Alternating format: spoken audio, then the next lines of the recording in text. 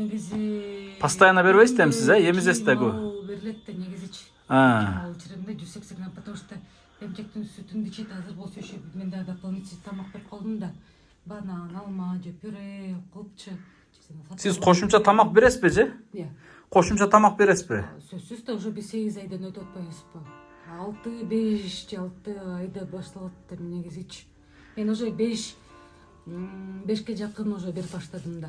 Эмне берип атасыз кошумча тамак? Кошумча тамак мисалы азыр агуши же фруктовый нянянын мисалы мондай пюрелер сатылат да. Кана көрсөтүңүзчү. Эки түр пюре болот.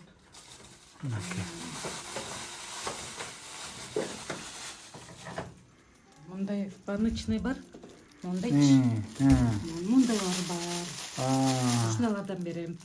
Конечно, мен 3 күндө бир кечке жасалбайм. Мисалы өткөндө мантышница сатып алдым. Ошока аш кабак салам, картошка, сайыз, анан алмыч. Ошону парга бышырып алам да. Өзүңүзбү? Парга бышырып. Муну коюп турам. Бышат да. Өзүңүз бышырасызбы? Мантышница аш кабакты салыпчы. Мантыз жасаган эле бышырып аласың да. Так, туугандар, мен телефондун памяты толуп, тазалап кайра. Сөзүздү уланталы. Зульфия эже? Жана айтып атпадыңызбы, балага тамак боюнча айтып аттыңыз да? Эмне тамактарды берем деп айтып аттыңыз го? Бутербродтон тышкары, местен тышкары. Бизде эмчек да эмет да. Анан эми биз 8 ай болуп калдык да. Ошо өтүп бартабыз да. Анан мен негизи 3,5-4 жакын алма кырып берип баштадым да. Алма, кадимкидей эле алмабы? Кадимкидей алманы жууп туруп эле. Өзүңүз? Өзүм биринчи тиштеп алам. Анан тиштелген жагына мындай эме жагы калат да, ошо ачык жагыч. Кашык менен кырыпчы. Кашык менен кырып туруп эметип жезгизчем да. Анан азыр мондайлар бар. Мына бутылочный, бул бирок суюк да, бирок чын эле мага кыйын да бул суюкту беришчи. Ичи ооруп калбайбы будан? Ичи ооруп калбайбы? Муну мисалы бир идишке салып туруп жылытып алам да, потому что холодильникте муздак берген болбойт да. Бир чыныга салып алып туруп, анан бир мындай ысык суу куюп коем, бир идишкечи. Анан тегине салып коем да, идиш мененчи. Ошентип берем. Анан муну деле ошентип берем. Түшүнүктүү. Сиз бар домашний эмне бышырып берем дедиңиз? Мантышницага эме азыр кесилген аш кабактар сатылат да. Ошондон кичине кошом мантышницагачы. Анан картошка бир аз, сабиз бир аз, анан кышкы алма, зимний алмачы. Ошондон кошуп берем да. Ошолорду өзүңүз кадимкидей даярдап берип атасызбы? Иә. Өзүңүз даярдап берип атасызбы кадимкидей? Жок, күндө болбойт да, бул дагы бербейт да, андай убакыт мүмкүн. Жок, түшүндүм. Өзүңүз даярдап берип атасызбы кадимкидей? Ооба, өзүм даярдап берем. Анан эме да берип баштадым азыр. Буга биз жеген быштак болбойт да. Өзүм айрандан быштак жасап берип атам. Кадимкидейби? Кадимкидей тиги эмени алып, айран процент жир да болуш керек да. Алар баклажкада болот. Аны мисалы мен холодильникке салып коем, баклажканы жоо алыпчы. Анан 3-4 күн эми бир жума деле турер да, ал айран эч нерсе болбойт да. Аны потом эме кылам. Аны кестеп алып туруп, же ичинде мус болуп калды да айранчы. Ошону алып чыгып туруп, марле алып койгом. Ошол марлени 5 метр болсо 4-5 кесилген болуп калат да, 90 кылсамчы. Ошол марлеге айранды салам. Коюп эрийт да, айранчы. Муз эрийт го. Эригенде эме жана марленин ичинде быштак калып калат да. Аларды сизге ким үйрөткөн андай быштак? Кече жасадым да, мынакей быштак. Натуральный да, 100% болду. Эч кандай сахар жок. Чистый да. Мынакей урматтуу энелер. Эч ким үйрөткөн жок. Эч ким үйрөтпөдүбү? Сизге ким үйрөттү буну? Эч ким. Мындай теоретически билген менен практикада кылып көргөн эмесмин да. Мынакей туугандар, могул быштак кадимки ким даярдады десеңиздер, туугандар, могул эжекебиз эки көзү такыр көрбөйт. Эки кулагы да укпайт. Азыр кохлеарный имплант аппараттын жардамы менен угуп атат. Караңыздар, урматтуу энелер, бала карап аткан айымдар, апалар, эже карындаштар. Мына көз көрбөсү да азыр баланы кантип багып атканын айтып берип атат. Плюс эмизет, плюс мындай тамактар даярдан сырткары өзүм мындай быштак кылып берем деп атат. Мантышница кадимки манты кылып берем деп атат. Кыскасы балага витамин тамак болуш үчүн ушундай нерселерди кылып атат да. Көрдүңүзбү? Кээ бир апалар ушуну зээригип, мисалы кыла албайт. Сүт эмизбегендер биз ыйман эсиме келип кетти да. бир ушуну карап отурабыз да мына. Анан баланын өрчөйт алдыга, башка органдар, башка организмдери алдыга өрчөйт. Бир эле ушу менен эле тамактанып эле ушуну эле карап отура берсек жылбайт да алдыгачы. Мына ар кандай витамин, ар кандай эле тамактарды берип, домашний каша, жанагындай айтпайбы, мант кылып берем дейт, быштак кылып берем, ушуларды кылып бериш керек. Анан бала алдыга жылат эле. Ай эжеке. Өзү домашний тамак аралаштырып берип туруш керек экен да. Сөзсүз да бул деген эмес, смесь деген ал смесь ал эме мындай эмчектин сүтүндө бир аз окшош эле кылат да, эми анын деле витамин эмелер бар дечи. Жок, эмчек сүтүндө эмбетпейби уйман. Нерселер да керек да. Мантышницада ана кашкалыкта салып, картошка сайвис демесең, желательно картошканын ордуна сайвис. Бүтүк витаминдер ошол ашкалык менен сайвисте. Анакей. Бул быштакта мисал кальцийге сөөгүнө жакшы да. Урматтуу туугандар, болсом бул эжекебизчи Бишкек шаарында чоңойгон айылгайда. Шаарда чоңойгон эжекебиз ушинтип бала карап атат. Айылда канча эже карындаштар мындай кылбайт. Эжеке биздин ыйман бир гана нутрирлак менен жашап атат да. Биздин ыйман. Биздин ыйманыбыз бир гана нутрирлак менен жашап атат. Эне сүтүн башта эле бир эмсе эмгендир эсинде жок болсо эмелек. Эне сүтүн эмген эмес ыйманыбыз. Ыйман бейтабыз. Билесизби, тааныйсызбы? Көрүп калдыңызбы интернеттен? Мына ошол бейтабыз. Бардыңыз го, зыярат кылдыңыз го. Мына ошол ыйманыбыз кечеги апасын айттым эле, домашний тамактарды бериңиз десем жебейт дейт. Жебесе үйрөтүш керек да. Жейт, мен деле балам жеп атпайбы. Ошону айтам, үйрөтсө жейт да. Урматтуу туугандар, көрдүңүздөрбү мына ошого башкалар дагы ушинтип үлгү алалы дейт элем да бул эже. Көрдүңүздөр, баланы кантип карап чоңойтуп атат мына. Эң несі бала томпоюп, ден соолугу жакшы. Балаңыз канча айлык болуп калды эжеке? 8 айдан ашып атабыз. Ыйман менен эле тең экен да? Эгизи ыйман менгер 9 айында төрсө сентябрда төрөлмөк болчу дейбиз. Экөө тең эле да. Бирок будан 2 ай мурда төрөлгөн экен да? Ооба. 2 ай мурда, 7 айлык болуп төрөлгөн менен. Бирок негизи сентябрда төрөлө турган болчу экен. Бирок тең экен да, мындай айтканда. Эненин курсагында бирдей пайда болгон балдар экен да, мындай айткандачы. Ошого мына карагыла, урматтуу. Ыйман апасы, эжеке, мына көрдүңүзбү? Зулфия эжени көрүңүз дагы. Өткөндө эле бир көргөздүм эле, ушул эжеден сизди секин көрүп, ойгону үлгү алабы экен деп. Дагы да кеч эмес, аракет кылыңыз. Эми колуңуздан келген кылып атасыз, бирок канча да. Мен көрбөсөм дагы мындай аракет кылып түнкүсүн уктап атканда бышыра калайын, пинта калайын депчи. Эми айрандан деле анын быштак жасаганын эч кандай мындай көп эмеси, мисалы мен көзүм көрбөгөн үчүн мага мындай замороженный вид жеңил болуп атат да негизичи. Баклажканы алып туруп эле, жууп туруп эле холодильникке салып кой, болду да. Мус болгону бир 2-3 күн алып чотуруп эле, марлеге эле салып туруп эле. Всё илип койсун. Анысы тама берет, быштак уже анан кийин эртеси бир күн эле турат, бир күнүн ичинде эрип калат да, мус үчүн. Марлен ичинде быштак калып калат да. Болду. Эч кандай кыйыны жок. Мына көрдүңүздөр. Эжеке, мына бизден нутрилагыбыз канча убакытка жетет? Эже? Мына нутрлак бизге канча убакытка жетет эми сизге, балаңызга? Биз бир күндө 2 же кээде 3 болуп калат да. Жо ошондо примерно мисалы 800 граммдык ичип атыпсыз да, Канча убакытка жетет? Эми бир жума. Бир жумадан кичине бир аз ашып калат. Болгондо да. Жетпей калат. Кыскасы кичинекей коробка иштеп аткан экен да, болгондо дачы. Бирок аралаштырып берди, көрдүңүздөр.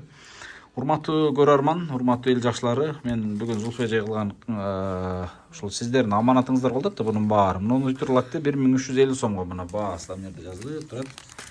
Так, могул жакта дагы мен 1300 даже 99 экен туугандар. Мына 1399 сомго көрүндү. Мындан сырткары продукциясы, тамак ашы, мына жалпысынан так 4,5 миңдей каражат болуп, андан сырткары 14 миң сом нянкасына бердик. Ошо менен жалпысынан 18,5 миң сом ушул сиздердин аманатыңыздарга, Зулфия эженин бүгүнкү күнүнө, жакшылыгына, тамагына, карап аткан жардамчысына баардыгына жараттык. Албетте буга көмөктөшкөн жалпы сиздер, урматтуулар, дагы да ушул жакшылыгына себепкер болуп туруңуздар. Могу Нутрлак иштеп атат, көрдүңүздөр. 6 айдан жогору бир жашка чейин ушуну эске алып, Зулфия эжеден келип зыярат кылып турсаңыздар болот. 1. Экинчиден, так жанагы эле ошол аппараты, жанагы эле батарейкасы, анча-мынча азык-түлүк продукты болсо, эми алып турсаңыздар да болот. Ошол. 2. Үчүнчүдөн эң негизгиси жанагы кулагынын аппараты да, кохлеарный импланты туугандар. Ошондой эми. Не кылабыз эми бүгүн? Зульфия эженин бүгүнкү күндөгү тагдыры, турмушу, жашоосу ушундай өтүп атат экен. Сиздер менен Бишкек шаарынан Зульфия эжебиздин бүгүнкү жашоо турмушун бөлүштүк. Кудай кааласа дагы да колдогонду унутпай туруңуздар, унутпаңыздар. Кудай кааласа жакшы экран артында жакшы пландарды кылдык, аракеттерди кылдык. Ар кимдин көзүн карап отуруп эле ар 5 жыл аппаратты кантип алмаштырабыз деп отурбастан бир-эки пландарды кылдык. Балким ошого урунсак мамлекет тарабынанбы, же Россия тарабынанбы бир эми урунсак балким болуп калаттыр. Аны да аракетин кылып көрөлү. Бала, мына апасы үчүн сүйлөп атсак сүйүнүп атат туугандар. Ушундай туугандар, Бишкек шаарынан кайрадан баарыңыздарга ушул салам. Зульфия эжебизге көмөктөшүп, каралашып аткан баарыңыздардан Алла Таала эки дүйнө разы болсун. Баарыңыздарга чоң Алланын ыраазычылыгы, рахматы болсун туугандар.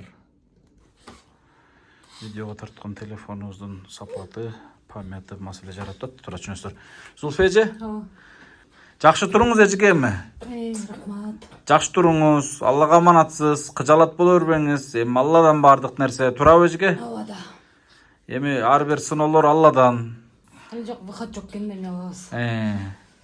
Өзүңүз айткандай айла жок. Бирок кыйынчылыгын көрүп атам, көргөзүп атам элге дагы туугандар. Балким бир Алладан болуп ар кандай ар тараптуу, ар кырдуу жардамдар болуп калабы эл тарабынан дагы да депчи. Мисалы, ошол эле нянька, ошол эле башка эженин акыбалын көрүп атасыздар да кандай шарт болот ушунун баарынчы. Эми эл журтубузга акыркы сөзүңүз болсун эжеке. Эл журтубузга акыркы сөзүңүз болсун дейм. Эмне болсун? Акыркы сөзүңүз болсун дейм. Эми ошол кочон эле видеодо айтып кеткендей, мындай кыргыз элиме ошол Аллахым разы болсун, ошолор аркылуу ошол кулагым болуп жүрөт, ошол жардамчымда болуп, ошо көз болуп, бираз болсо да өзүнүн ичине такыраш болуп аткандан кийин дагычы. Да эмне дейм эми, ошол баарыбызга береке, аманчылык, тынччылык каалайм. Эми эртең балам экөөбүз бир 10 күн мында деле 2 ай турдук дечи, бирок андан кичинекей болчу да. Бирок мында деле бир 10 күн эми буюрса Аллах бизди чыдайт, Аллахым биз менен. Туура буйруса. Алла сабыр берсин эжеке. Балким мына видеону көргөн адамдардан жакшы адамдар чыгып жардам берем дегендер балким чыгып калсын, Ооба. Анан ошол жардамчыңыз, нянька кыздын да ошол каражат немесин, айлыгын берип, сүйлөшүп, ошол сиздин маселеңизди бир жаңысыл кылып чечип кетейин деп келгем да негизичи. Ошол кыз менен да сүйлөшүп алдык. Кайра келген аракет кылам деди буйруса эжеке. Ооба, жакшы туруңуз. Анан бир нерсени сурайм деп, баланын атасы боюнча кабар барбы? Бул Юсуфтун, Нурсултан. Такыр кабары жокпу? Жок. Каякта эмне кылып, мындай кайда жүрөт, маалымат барбы же кызык болуп сурабадыңыз, издебедиңизби? Жок. Негизи азыр баланы төрөтүп коюп кеткен аталаргачы мамлекет тарабынан өтө чоң бир сүйлөшүп эметкенде өткөндө ошол болгон, ошол 8 айдан кичине өтөт дагы ошол болгону сага бир 1000 сом которгон экен. Анан курман айтты, бир 1,5 сом которуп койду. Ошол 8 айдын ичинде бир 2,5 сом которду. Ошто турат, карасы да эми ошол бир да жолу келе албады. Бир чет мамлекетке де жашап аткансып. Ушундай баланы тарбиялаптыр. Нурсултанда чыштı, ушундай боюндар аялын чытып кеткендей, ушундай эле тарбия болуп берилгендей болуп калат атпайбы?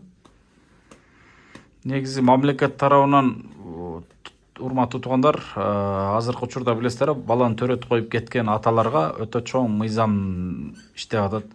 Алимент деген өтө чоң каражат төлөм жактарын иштетип койгон. Ошого бул эже дагы сабырдуу кылып алиментке бербей жүрөт. Эгерде андай кылган болсо, кайдан жайдан болсо да мамлекет күч органдары таап келип төлөтөт. Ошону ойлонуш керек. Колдон келсе жардам берип турган аракет кылабыз. Мейлиңиз бежеке? Ооба, эл журту сиздерге да Алла разы болсун. Тынч болуңуздар, аманчылыкта көрүшкөнчө жакшы туруңуздар. Кудай кааласа, биз Зульфия эженин мына үйүнө келип бардыгын сиздер менен түзмө-түз, балким Зульфия эжеге көргөзбөй сиздер менен бөлүштүк. Эженин тагдырын, жашоосун баарынан чагылдырдык. Буга чейин кисин дагы билесиздер. Бала чоңоюп аткан сайын жашоо турмуш кыйын болуп атканын көрүп атасыздар. Ошондуктан урматтуу туугандар, кандай айласын кылса болот. ой пикир жазгылачы. Ушул видеону максималдуу башкалар менен бөлүшүп, ой пикир жазып, жана биздин каналга катталганды унутпаңыздар. Жана ушул эжеге жардам берем деген экранын алдында счеттор коюлат. Колуңуздардан келген жардам берсеңиздер болот. Ал жардамдар сиздерге кече ошол орозо ичи жардам берген аманатыңыздар баары тоңдурулуп, эмки жылы кулагындагы кохлеарный имплант сырткы части алмашалат. Ошого каражат чогултуп алат. Мына ошого жардам чогултуу башталган. Ошого дагы кимде ким колунда барлар болсо айтып деңиздер. Мен айттым го, бул 20 000 доллар каражат кеткен болсо, 20 000 долларды 20 айдан берип кое турган адам. Бул эжеге бере турган адам да, эже да. Эмнеге анткени эки көз көрбөйт, эки кулак укпайт, жалгыз томолой жетим, эч кимиси жок туугандар. А башкасынын тууганы бар, жакыны бар, же күйөөсү бар дегендей, же болбосо дагы бир кыскасы ата-энеси бар дегендей, же көзү бар, же кулагы бар. А бул эжекеңге андай жок да туугандар, андай шарт жок. Ошого аргасыз жардам берүүгө мажбурбуз да. Бардыгыбыз жардам береличи. Кудай кааласа мен да жардам берем. Жана мен жүрөймүн BMW 88 деген автоунаабызды мен жүрөбүз 16 жылдан бери. Ошол автоунаабыз буюрса жакшы каражатка сатылып калса, мен ошол каражатымдан ошол эле комплекске да жардам берем деген ниетим бар. Бул Зулфежеге дагы Кудай кааласа ошону кандайдыр бир бөлүгүн бул жакка дагы бөлүп жардам беребиз иншалла. Ушундай ниетим бар Кудай кааласа. Ушундай туугандар, анда эмесе тынч болуңуздар, аман болуңуздар. Айтайын десе көп сөздөр бар, арга жок. Дагы бир алдыда сиздер менен ушу эженин жакшы турмуштарын гана бөлүшүп турганын насип кылсынчы Кудайым. Бирок аракет себебин кыла берели иншалла. Жакшы адамдар көп го туугандар. Жакшы адамдар көп. Ыймандын да ырыскысында ушундай нутриялакка байлап койгон билесиздер. Кудайга шүгүр, бирок дасторкондо тамак аш бар, башка бар. Көз жок, кулак жок болсо дагычы. Зулфеже, мейлиңиз жакшы туруңуз, мага уруксат, Ооба, сапарың байсалдуу болсун. Рахмат. Жакшы жетип ал иштериң жакшы. Рахмат. Жүрсүн. Буюрса дуа кылып туруңуз, Атат сени, ооба.